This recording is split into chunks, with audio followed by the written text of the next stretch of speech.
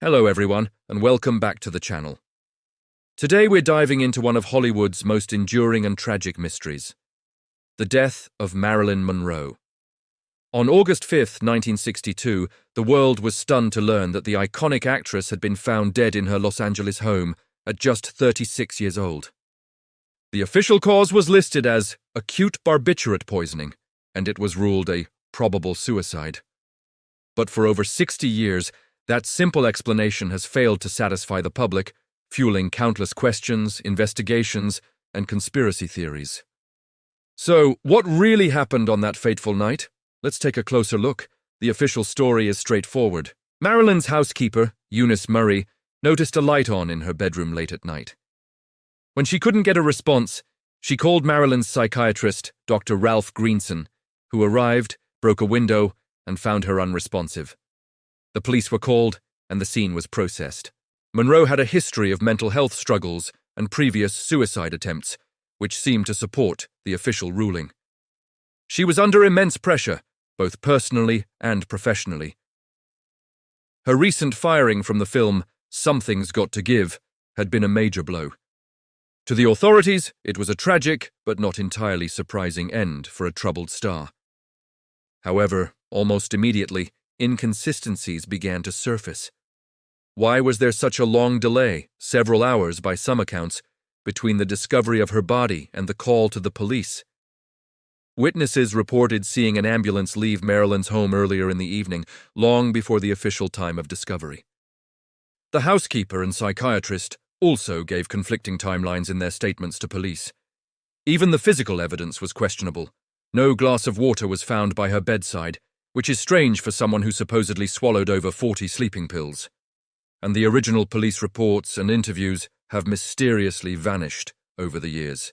These inconsistencies opened the door for a flood of alternative theories. Perhaps the most famous and explosive theories involve the Kennedy brothers, President John F. Kennedy and his brother, Attorney General Robert F. Kennedy. It's widely alleged that Marilyn had affairs with both men. The theory goes that she had become a political liability. She knew too much, and she was threatening to go public with their secrets. In this version of events, her death wasn't a suicide, but a murder, a silencing.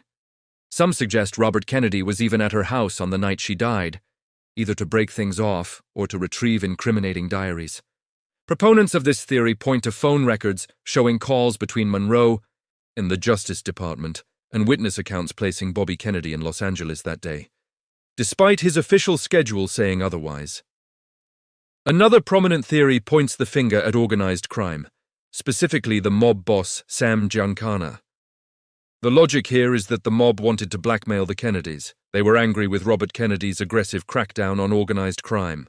By orchestrating Marilyn's death and framing it to implicate the Kennedys, they could gain leverage over the most powerful family in America. It's a complex web involving surveillance, wiretaps, and a shared connection to Frank Sinatra. While it sounds like a movie plot, the FBI did have extensive files on the connections between Monroe, the Kennedys, and the Mafia, lending some credibility to this line of thinking. So, where does that leave us? 60 years later, we are no closer to a definitive answer. Was Marilyn Monroe a victim of her own depression and the crushing pressures of fame?